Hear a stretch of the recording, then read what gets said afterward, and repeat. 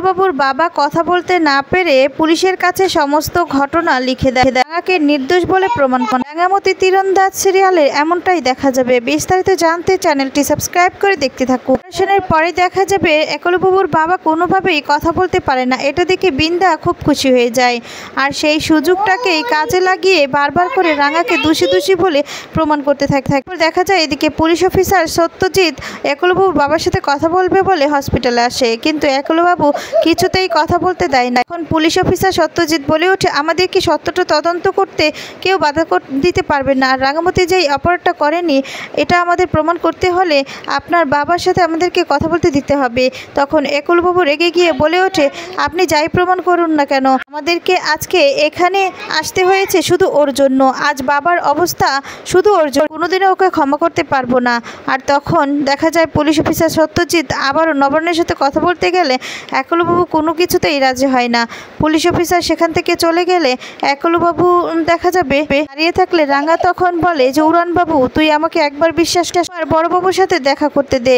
আর তখন একলবাবু বলে ওঠে, তোমার জন্যই আজকে বাবার এই অবস্থা, তাই তোমাকে আমি কিছুতেই দেখা করতে দিতে পারি না, তুমি বাবার সাথে দেখা করবে না। এই কথা শুনে রাঙা কান্না করতে থাকে। এরপর দেখা যাবে রাঙা সকলের কাছে গিয়ে হাত জোর করে বারবার করে বলতে থাকে, তোরা আমাকে বড়বাবুর সাথে একবার দেখা করতে দে। এরপর দেখা যাবে রাঙা লুকিয়ে একলবাবুর বাবার কেবিনে ঢুকে পড়ে, সেটা বৃন্দা দেখতে পায়। দেখা যাবে একলবাবু সহ সকলকে নিয়ে সেই কেবিনে চলে আসে। তোমাদের কথা সে না মেনে কেবিনে চলে এসেছে, হয়তো বা বাবাকে শেষ করে দেওয়ার জন্য। এদিকে একলবাবুর মা তখন বলতে থাকে, তুই আমার এতবার সর্বনাশ করার পরও আবার কেন এই কেবিনে এসেছিস, এক্ষুনি বেরিয়ে যা। এই সমস্ত কিছু নবারণ ইশারা দিয়ে না করার চেষ্টা করে। একলবাবুর মা একলবাবুর বাবার কাছে ছুটে যায় আর বলে ওঠে, তুমি কি কিছু বোঝাতে চাইছো, রাঙার কি এখানে কোনো দোষ নেই? তখন দেখা যাবে একলবাবুর বাবা মাথা নাড়িয়ে হ্যাঁ বলে যে কোনো দোষ নেই। আর তখন তো সবাই অবাক হয়ে যায়। এরপর দেখা যায় পুলিশ অফিসার সত্যজিৎ আবারও তদন্ত শুরু করে দেয়, আর তদন্ত শুরু করার জন্য হসপিটালে চলে আসে।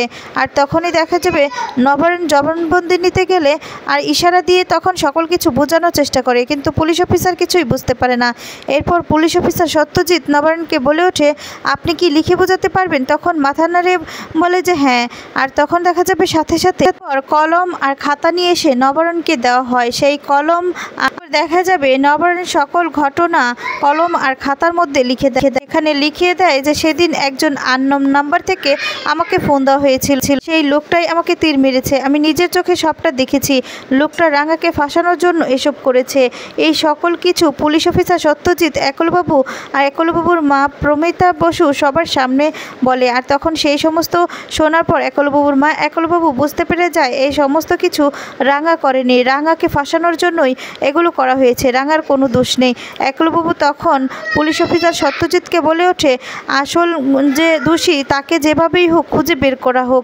একলবাবু রাঙার কাছে যায়, গিয়ে তখন বলে যে রাঙা, আমি ভুল করেছি, আমাকে তুমি ক্ষমা করে দাও, সত্যি তুমিই ঠিক ছিলে, তুমি আমাকে অনেক বোঝানোর চেষ্টা করেছো, কিন্তু আমি বুঝতে চাইনি, এর জন্য তোমার কাছে ক্ষমা চাই।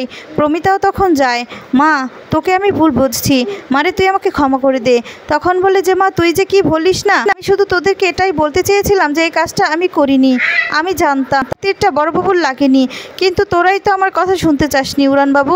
বৃন্দা তো অনেক বেশি ভয় পেয়ে যায়, বৃন্দা কি করবে বুঝতে পারে না। এবার যদি বৃন্দা তো ধরা পড়ে যায় তাহলে তো বৃন্দাও ধরা পড়ে যাবে, সেই ভয়ে বৃন্দা কি করবে না করবে কিছুই যেন বুঝে উঠতে পারছে না। তো বন্ধুরা এবার তোমাদের কি মনে হয়, এবার কি তাহলে সত্যি সত্যি বৃন্দা ধরা পড়ে যাবে? কমেন্টস করে তোমাদের মতামতগুলো জানাতে পারো। পরবর্তী আপডেট আমাদের এই গল্প আপডেট আনন্দ চ্যানেলে পেতে হলে অবশ্যই চ্যানেলটি সাবস্ক্রাইব করো। ধন্যবাদ, ভালো থাকবে, সুস্থ থাকবে।